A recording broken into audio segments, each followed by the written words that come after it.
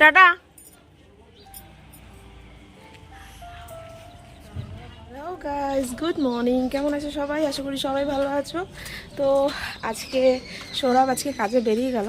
আজকে তাড়াতাড়ি একটু কাজে গেছে, কারণ আমার 9:30 বাজে। আজকে অনেক সকাল সকাল কাজে বেরিয়ে গেছে। তো চলো এখন যাই বাবুকে দুধ খাওয়াবো। বাবুকে আজকে দুধও খাওয়াইনি, মানে এত সকাল সকাল বেরিয়েছে তো। তো চলো, এই যে বাবু বাবু আজকে উঠে গেছে। আর তোমরা সবাই জানো যে কালকে আমরা যাচ্ছি বিয়েবাড়ি। তো আজকে সমস্ত কিছু গোছগাছ করে নেবো, যা যা শাড়ি টাড়ি পরবো সমস্ত কিছু আজকে পুরো সেট করে নেব।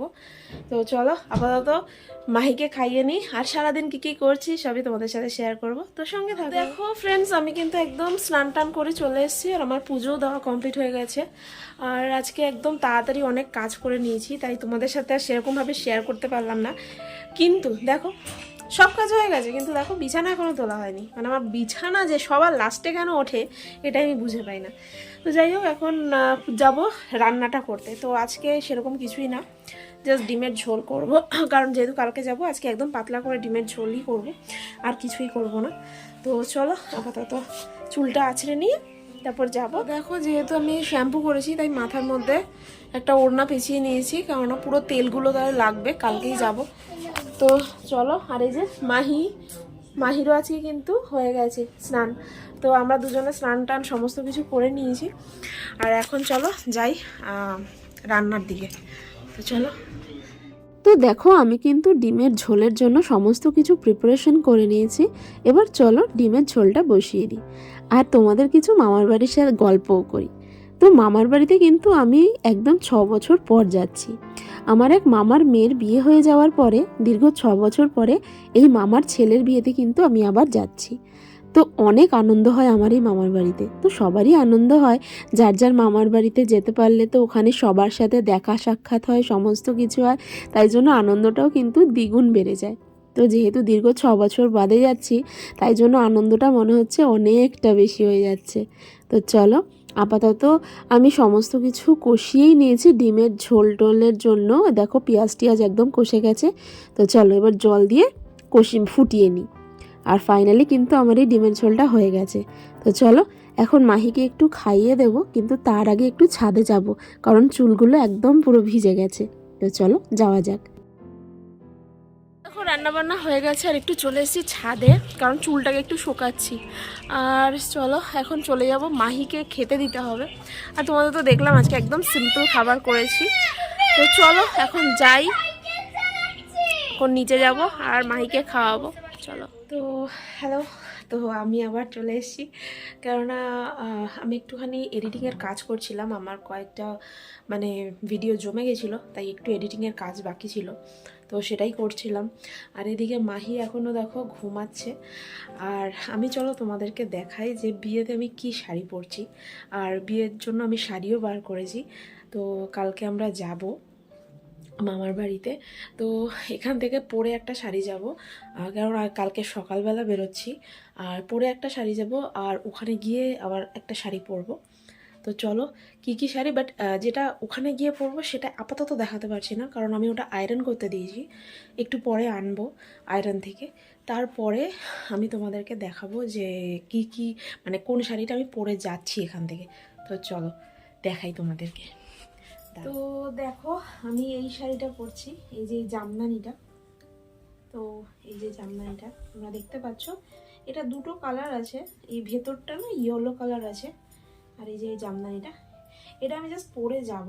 আর ওখানে গিয়ে যেটা পরতে দেবো সেটা তো বললাম আয়রন করতে দিয়েছি। তো কেমন হয়েছে বলো এই শাড়িটা? তো এই শাড়িটা, এটা জামদানি, দেখো এটা পুজোর সময়তেই কিনেছিলাম, তো সেটাই পরে যাব।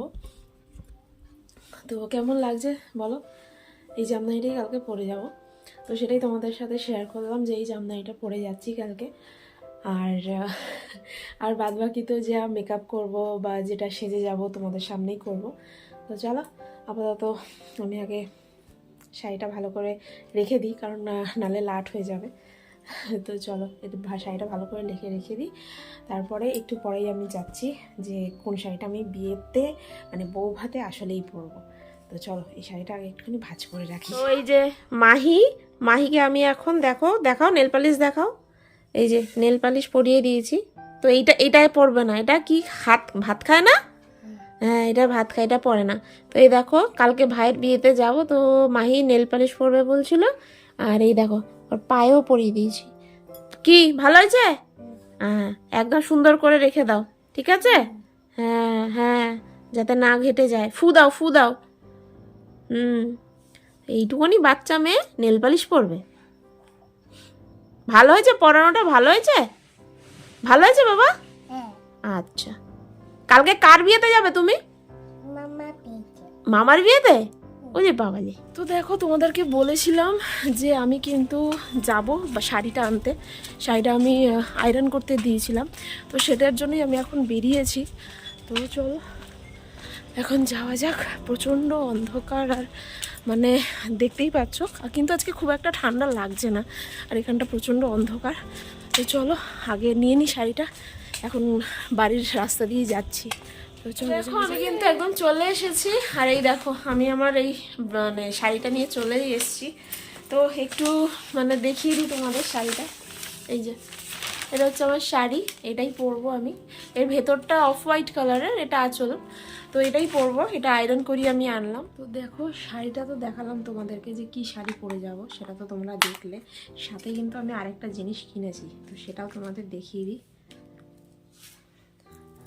তো দেখো এই একটা চোকার কিনেছি, কেমন হয়েছে অবশ্যই কিন্তু বলো। এই একটা চোকার আমার খুব পছন্দ হয়েছে, ভাবলাম ওই শাড়িটার সাথে খুব ভালো লাগবে, তাই জন্য এটা কিনলাম। তো কেমন হয়েছে অবশ্যই কিন্তু আমাকে বলো। তো এই চোকারটা তো কালকে পুরোটা যখন সাজবো তখনই দেখাবো। আর এর সাথে কানের যে ইয়াররিংসটা, তো সেটা তোমাদেরকে দেখিয়ে দিই। তো এই যে, তো এটা হচ্ছে বেসিক্যালি এটা হচ্ছে টানা, যে টানা থাকে সেরকম টানা আর কি কানের। আমি সেরকমই কিনেছি, কারণ যে শাড়িটার সাথে পরবো না, সেই শাড়িটার সাথে এটা খুব ভালো লাগবে, তাই জন্যই দেখো। তো এই যে জাস্ট এইটা পাতার একদমই নকশা, তো দেখতেই পাচ্ছ। তো এটাই কিনেছি। তো কেমন হয়েছে অবশ্যই কিন্তু বলো।